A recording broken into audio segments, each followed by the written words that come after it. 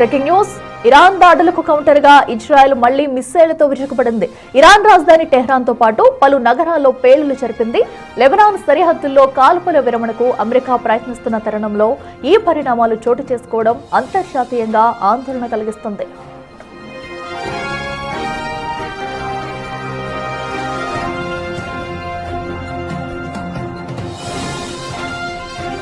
Iran భూభాగమే లక్ష్యంగా Israel తాజాగా వైమానిక దాడులకు దిగింది. రాజధాని టెహ్రాన్లోని మెహరాబాద్ ఇంటర్నేషనల్ ఎయిర్పోర్టు పరిసర ప్రాంతాలతో పాటు ఇస్ఫహాన్, తబ్రిజ్ నగరాల్లోని సైనిక స్థావరాలపై ఇజ్రాయెల్ క్షిపణులతో విరుచుకుపడింది.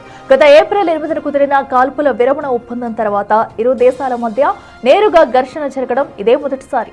అంతకుముందు ఇజ్రాయెల్ నగరాలను లక్ష్యంగా చేసుకుని ఇరాన్ 10 బాలిస్టిక్ క్షిపణులను ప్రయోగించగా దానికి ప్రతీకారంగానే తాము ఈ దాడులు చేసినట్లు ఇజ్రాయెల్ స్పష్టం చేసింది.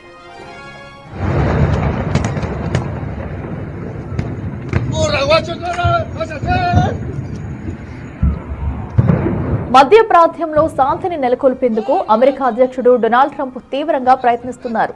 ఇరాన్తో ఒక ఒప్పందానికి వచ్చేందుకు చర్చలు జరుపుతున్నామని, ఈలోగా దాడులు ఆపాలని ఇజ్రాయెల్ ప్రధాని నేతన్యాహుకు ట్రంప్ సూచించారు. ఆదివారం వీరిద్దరూ దాదాపు అరగంట సేపు ఫోన్లో మాట్లాడారు.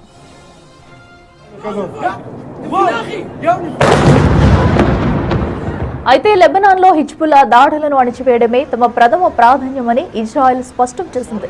ఈ క్రమంలోనే బెయిరూట్ పై ఇజ్రాయెల్ దాడులు చేయడం, దానికి ప్రతిగా ఇరాన్ క్షిపణులు ప్రయోగించడంతో శాంతి చర్చలు క్లిష్టంగా మారాయి.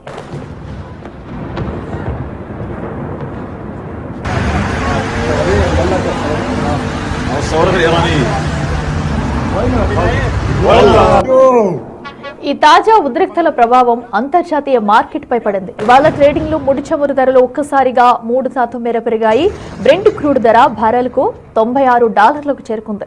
హర్ముజ్ జలసంధిని ఇరాన్ నియంత్రిస్తుండడం, అమెరికా ఆంక్షలు విధిస్తుండటంతో చమురు సరఫరాకు ఆటంకం కలిగే అవకాశం ఉందని నిపుణులు భావిస్తున్నారు. అయినప్పటికీ ఈ పరిణామాలు తమ దౌత్యపరమైన చర్చలను దెబ్బతీయలేవని, ఇరాన్తో త్వరలోనే ఒప్పందం కుదురుతుందని అధ్యక్షుడు ట్రంప్ ధీమా వ్యక్తం చేశారు.